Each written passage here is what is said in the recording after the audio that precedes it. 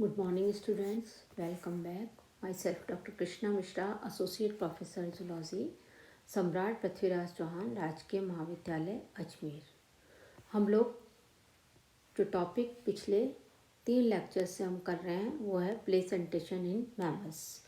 आज हम इसका लास्ट पार्ट जो है कवर करेंगे और इसमें मैं स्टार्ट करूँगी classification of placenta on the basis of distribution of villi on the blastocyst. Blastocyst के ऊपर जो विलाइज जो हैं उनका डिस्ट्रीब्यूशन जो है वो अलग अलग एनिमल्स में अलग अलग प्रकार का होता है और इसी के बेसिस पर प्लेसेंटा जो है वो उनको क्लासिफाई किया गया है। सबसे पहला जो टाइप आता है विलाइज के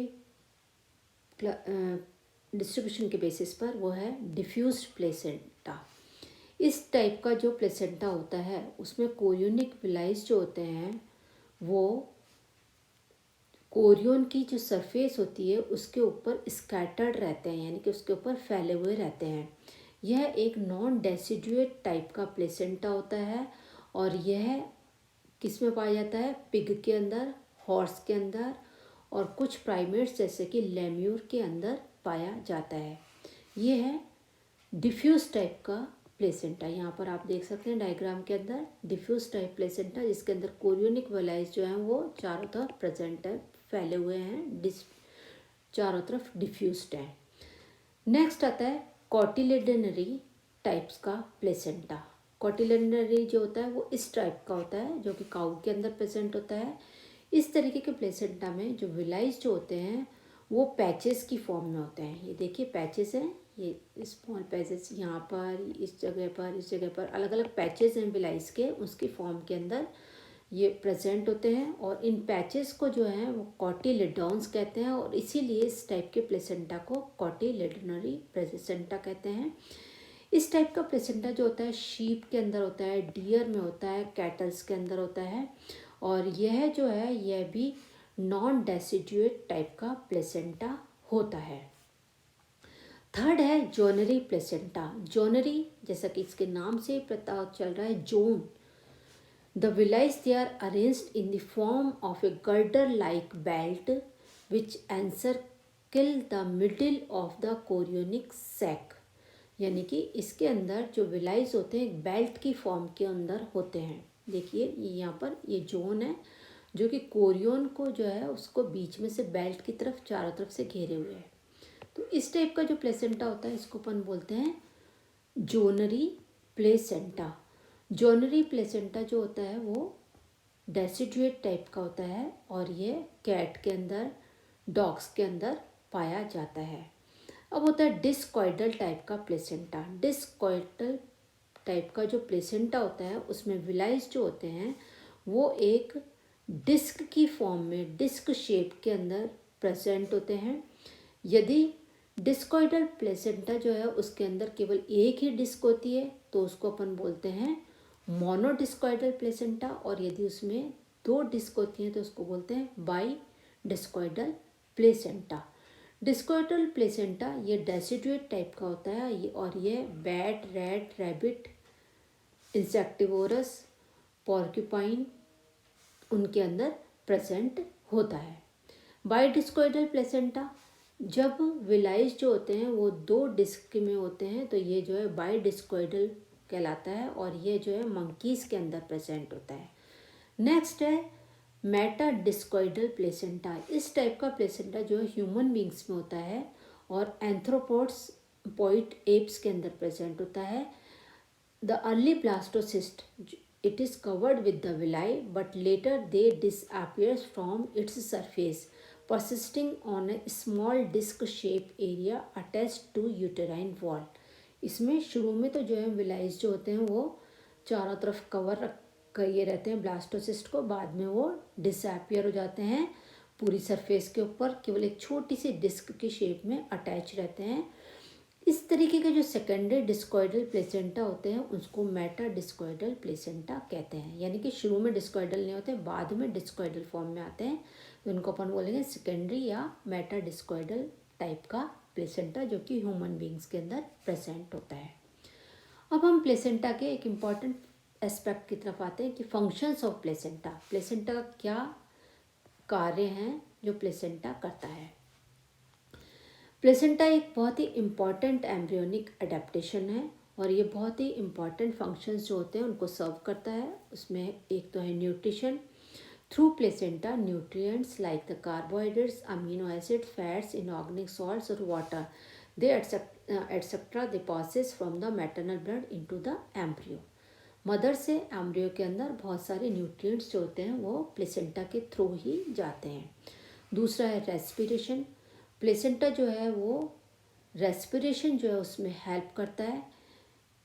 it facilitate exchange of gases between the mother and embryo. Embryo और मदर के बीच में गैसेस के एक्सचेंज को ये फैसिलिटेट करता है। From the maternal blood oxygen diffuses in the foetal blood and from the foetal blood carbon dioxide diffuses into the maternal blood through the placenta. इसमें क्या होता है कि मदर से ऑक्सीजन जो है वो फीटस की तरफ जाती है और फीटल ब्लड से कार्बन डाइऑक्साइड जो है वो मदर की तरफ आती है और ये जो है प्लेसेंटा के थ्रू ही पॉसिबल हो पाता है। नेक्स्ट है एक्सक्रीशन। फीटस के द्वारा जो नाइट्रोजनस वेस्ट प्रोड्यूस होते हैं, ये नाइट्रोजन जो कि मेटाबॉलिक एक्टिविटीज़ के बाई प्रोडक्ट होते हैं, ये मैटरनल सर्कुलेशन जो है की तरफ प्लेसेंटा के द्वारा ही आते हैं और फिर वहाँ पर मैटरनल सर्कुलेशन के द्वारा बाहर की तरफ निकाल दिए जाते हैं। Then transport of pathogens. Placenta it stops most of the pathogens from entering into the embryo.